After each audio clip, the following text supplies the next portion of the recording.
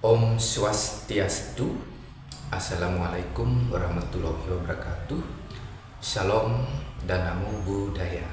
Pemirsa yang saya kasihi, dalam kesempatan ini saya ingin berbagi tentang upaya untuk pulihkan tenaga dan tenangkan batin supaya hidup kita bisa menjadi lebih sehat, usia produktif bertambah, tenaga fit, dan tentunya kalau bisa supaya usia jadi lebih panjang. Pemirsa yang saya kasihi, dalam kehidupan ini kalau kita sudah berusia di atas 50-an tahun, kiranya kita punya tenaga kebanyakan loyo-loyoan, kemudian ingatan melemah, pikun-pikunan, telinga sudah tuli-tulian, kita juga sering kadang-kadang kebingungan, tubuh ini sudah banyak penyakit, dan juga kalau kita jalan itu lumayan sempoyongan dia. Apalagi kalau sudah berusia 70-an tahun ke atas, ya kondisi kita lumayan. Kebanyakan kalau kita sudah di usia 70-an tahun ke atas itu sudah memprihatinkan sekali ya. Badan berat, benar-benar sakit ya. Jalannya sempoyongan, mata kabur, telinga sudah benar-benar tuli. Itu kebanyakan demikian. Dalam kondisi demikian ya, tentu kita berharap supaya fisik kita, tenaga kita, mental kita kembali normal. Tapi rasanya mustahil karena sudah dibatasi oleh usia ya. Jarang orang bisa memulihkan tenaga kalau usia sudah 70-an tahun ke atas. Hanya orang-orang tertentu yang punya pengetahuan yang sekiranya walaupun usia sudah 70-an tahun ke atas itu tenaganya bisa dipulihkan sehingga jalannya tenang, ingatan juga normal, penglihatan terang. Nah, tetapi itu jarang, hanya orang yang berpengetahuan ya. Dalam kehidupan ini jarang orang punya pengetahuan untuk memulihkan tenaga biar tenangkan batin. Kebanyakan orang hanya ya lebih banyak punya pengetahuan tentang hal-hal yang bersifat duniawi. Nah, perpisah yang saya kasihi, dalam kehidupan ini kalau kita punya tenaga loyo-loyoan, ingatan melemah, sering kebingungan, kesakitan, jalan sempoyongan, itu dikarenakan di dalam diri kita ada masalah dengan perapian kita ya. Di dalam diri kita ada atma atau roh yang ada di lokasi hati kita yang merupakan perapian di dalam diri kita ya. Nah, ketika kita punya tenaga loyoan, ingatan lemah, pokoknya hidup kita sering kebingungan, jalan sempoyongan dan kesakitan, itu berhubungan dengan atma sebagai perapian di dalam diri kita itu sudah redup dia. Bagikan perapian pada busi motor sudah redup dia. Sama halnya dengan perapian pada busi motor kalau sudah mendekati padang, itu kan jalannya motor tersendat-sendat dan bahkan mati. Akhirnya karena mati kan kita nonton motor mati. Motor yang mati kalau kita duduk kan rasanya berat sekali. Demikian juga kalau perapian dalam diri kita, atma kita sudah memudar dia. Nah, kondisi tenaga kita yang loyo-loyoan itu, dimana ingatan lemah dan sering kebingungan, dapat pula saya umpamakan kondisi api kita itu bagaikan bara api di dalam tungku, atau api dapur itu berupa bara. Dalam istilah Bali disebut bu. Jadi kondisi atma kita, roh kita yang merupakan api dalam diri kita itu bagaikan bara pada api dalam tungku atau bagaikan bu. Ketika api roh atau api atma yang ada di dalam hati kita itu seperti bara, maka hidup kita akan ditujukan oleh kepanjangan kata bara, yaitu badan berat.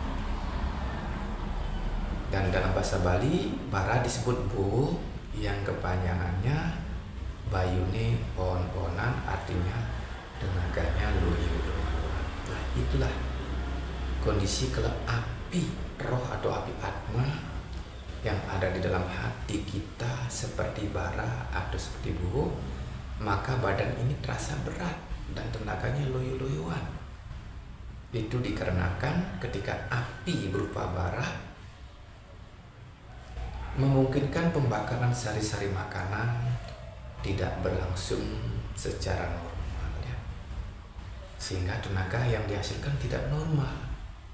Tenaga tidak normal itu tidak cukup untuk menopang fisik kita, ya, sehingga badan terasa berat untuk digerakkan serta tenaga jadi loyo-loyoan. Kalau sudah tenaga loyo-loyoan, tentu pikiran dan perasaan kita bingung, kacau, ruwet, dan jalan juga jadi sempoyongan. Dalam kondisi tenaga loyo-loyoan itu stamina jadi lemah, sehingga tubuh ini mudah sekali dikerjai oleh penyakit. Sehubungan dengan hal itu, supaya tenaga kita bisa pulih, bisa bangkit, badan kita bisa tenang, penyakitnya menjauh di dalam diri, kiranya selain mengkonsumsi makanan kesehatan, ya, selain meminum minuman suplemen penambah tenaga seperti kita ya, di zaman modern kan banyak minuman demikian, dan juga obat-obatan, kita perlu menyalakan ini api roh atau api atma yang ada dalam diri itu perlu dibesarkan biar dia menyala gitu ya. Nah, setelah menyala maka hidup kita nanti bisa sesuai dengan kepanjangan dari kata menyala, yaitu merasa nyaman melangkah. Kemudian dalam bahasa Bali menyala disebut dengan ngendih, yang kepanjangannya ngeranang enteng dadin hidup, yang artinya menyebabkan enteng jadinya hidup kita.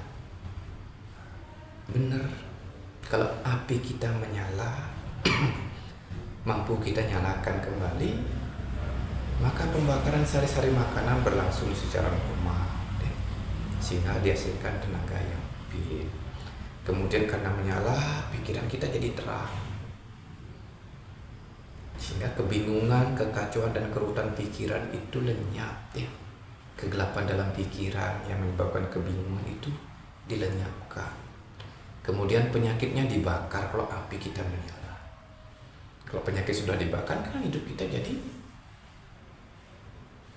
sehat kembali, yang berpeluang bisa lebih panjang umurnya, ya, usia produktif bertambah. Nah, itu kalau menyala tentu kita merasa nyaman melangkah, dan juga betapapun beratnya pekerjaan, ketika api sudah menyala, tenaga dihasilkan fit. Jadi segala pekerjaan itu rasanya enteng, dan benar-benar enteng hidup kita. Itu bisa kita bayangkan sewaktu kita berusia, anggaplah 25 tahun ke bawah, wah, tenaga kita luar biasa. Itu dikarenakan api roh atau api atma itu masih besar nyalanya, ya. Nah, ini kebanyakan kita tidak tahu dengan masalah ini, ya, bahwa fungsi utama kita punya roh, punya atma di dalam hati kita merupakan api, ya. Api yang berguna untuk membakar sari-sari makanan biar diolah menjadi tenaga. Kita tahunya hanya mengkonsumsi makanan, minuman, gitu aja biar tenaga kita jadi penuh. Tapi itu tidak ada artinya kalau makanan aja diambil, kalau tidak ada roh atau tidak ada hati. Jadi supaya hidup kita jadi lebih sehat, usia produktif bertambah, dan panjang umur, ini yang perlu diketahui. Ini merupakan, saya katakan, ini bukan rahasia kehidupan sebenarnya, supaya hidup kita bisa lebih sehat dan panjang umur. Nah, para sekalian, supaya api Tuhan kita membesar, menyala, supaya tenaga kita bangkit, itulah api dalam diri perlu dinyalakan kembali. Nah, mengenai cara menyalakan api atma atau api roh yang mengecil seperti bara atau bu, itu caranya sederhana. Seperti ibu-ibu di rumah tangga itu, ya. Ketika api di dalam tungku Di masa lalu kan banyak ibu-ibu itu kalau memasak memakai api dalam tungku yang berbahan kayu bakar ya. Kalau sekarang pakai kompor gas ya. Nah, sewaktu dulu kalau ibu-ibu rumah tangga api dalam tungku itu sudah bara, seperti bara mau padam, kalau masih memasak dia kan mengambilkan kayu kembali. Jadi api dalam tungku yang berubah bara itu diberikan kayu kering tentunya. Setelah itu ditiup-tiup pelan-pelan, akhirnya api yang hanya berupa seperti bara setelah dimasukkan kayu dengan ditiup-tiup bisa kembali menyala. Kiranya demikian pula atma atau roh yang ada di dalam hati kita itu perlu juga dimasuki kayu bakar ya. Dimasuki kayu bakar atau saham dalam istilah bahasa, sambil ditiup-tiup. Kita punya roh, punya atma perlu juga ditiup-tiup. Nah, ini kayu untuk atma kita atau roh kita itu ditunjukkan oleh makna kayu. Pertama dalam istilah bahasa Bali ya, kayu itu menunjukkan kayun. Kayun artinya kemauan. Jadi dalam hal ini di mana ada kemauan, di sana ada jalan, kan demikian kata pepatah. Jadi intinya asal ada kemauan, sekiranya seseorang akan bisa menyalakan kembali api atma atau api rohnya supaya menyala membesar gitu ya. Jadi intinya untuk menyalakan api atma, api roh adalah kemauan kita ya. Kemudian dalam bahasa Indonesia kayu itu memiliki pesan sesuai kepanjangan kata kayu, yaitu kalau yakin ucapkan. Dalam hal ini kalau kita yakin pada atma atau roh yang ada di dalam hati yang merupakan api kehidupan, kita harus ucapkan nama Tuhan berulang-ulang atau mantra suci berulang-ulang sambil narik nafas sepelan-pelan mungkin nariknya dan sepanjang mungkin, lalu hembuskan. Nah, itu gunanya untuk meniup. Jadi api atma roh kita itu perlu ditiup-tiup supaya yang awalnya seperti bara bisa kembali menyala. Caranya sederhana sekali. Di dalam hal ini bahan bakar untuk menyalakan api atma kita, api roh kita adalah kemauan kita untuk meyakini atma atau roh dengan cara mengucapkan nama Tuhan berulang-ulang ya. Ini caranya sederhana sekali, masa masyarakat umum tidak bisa? Sederhana kok. Seperti kita memasukkan kayu gitu ya dalam api tungku ya yang bawa bara, kemudian ditiup-tiup pelan-pelan. Itu juga atma dalam diri kita sambil kita ingat mantra suci berulang-ulang untuk mengingat atma atau roh. Tarik nafas pelan-pelan, sepelan-pelan mungkin. Narik nafas lewat hidung, keluarnya lewat hidung juga ya. Nah, dilakukan dalam kondisi perut yang masih kosong tentunya. Nah, kegiatan untuk menyalakan api atma atau api roh di dalam hati sebaiknya dilakukan setiap pagi, sore, dan malam hari, terutama kalau kita sudah berusia di atas 50-an tahun. Api kita itu kebanyakan sudah mulai mengecil.